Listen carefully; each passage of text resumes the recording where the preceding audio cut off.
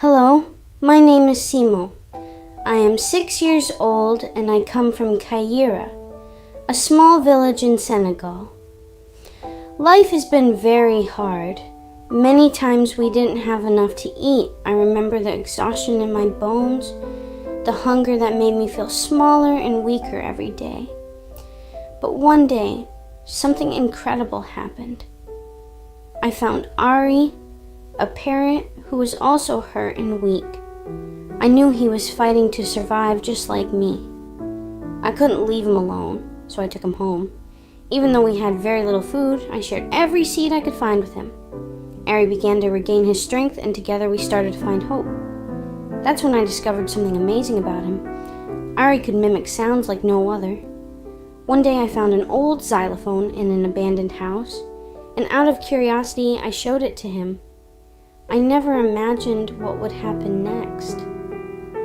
Ari started pecking at the keys, creating a gentle music that filled our small home. It was as if he knew exactly which notes to play to make me feel better. Now, Ari plays for us, and I feel like every note from his xylophone is a ray of light in our darkness. Today we are here on this big stage, not just to show you a talent, but to share our story. Ari plays to remind us that there's always something to keep going for, even when it seems impossible. Thank you for listening to Ari's music. For us, every note is a hope, a reason to carry on.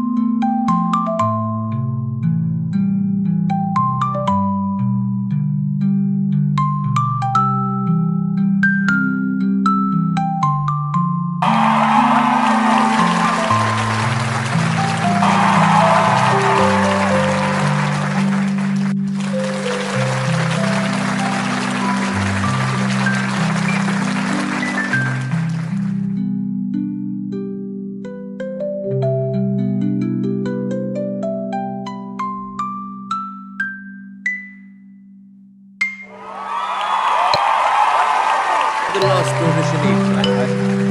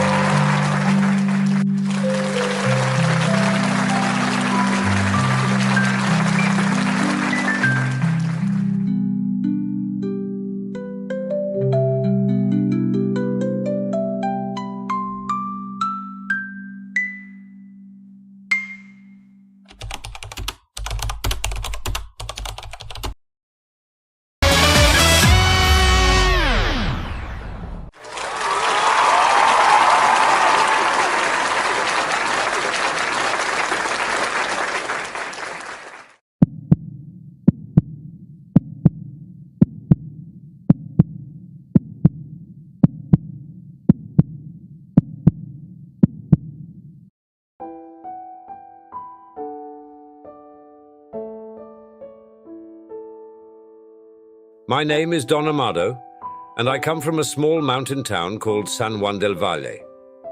I wasn't always a man of music. In fact, I had never even held a violin until about 10 years ago. But everything changed the day I met my now dear companion, my little monkey, Sebastian. I remember it like it was yesterday. I was traveling through the jungle when I stumbled upon a heartbreaking sight. a small monkey, chained and barely alive, with eyes full of sorrow that froze me in my tracks. I couldn't leave him there, so without a second thought, I freed him and brought him home. Those first few months were tough. Sebastian was terrified of everything, and he barely ate. Every time I came near, he would shake with fear. But over time, Sebastian began to trust me. He started to understand he was safe. One night, under a full moon, I decided to pick up my father's old violin. I'm no great violinist, but music has a way of soothing the soul. To my surprise, Sebastian sat quietly, listening as if he understood each note. From that night on, under the rhythm of the stars, I'd play the violin, and he would sit right by my side. One day, almost as a joke, I put the violin in his small hands. At first it was a mess, but little by little, his tiny fingers started moving with grace. It was as if the music had always lived inside him, just waiting for a spark. For years, we practiced together. And what began as a simple distraction turned into our purpose, our art, our way of showing the world that after fear and pain, hope still exists. Today, here on this stage, we're not here just to win. We're here to show that when life gives you a second chance, you can create something beautiful with it. Every note Sebastian plays is more than just music. It's the voice of a small soul who survived suffering and found love, friendship, and freedom in the hands of an old man. So, ladies and gentlemen, what you're about to hear is more than a melody. It's the story of two souls who found each other in the darkness and chose to create light together.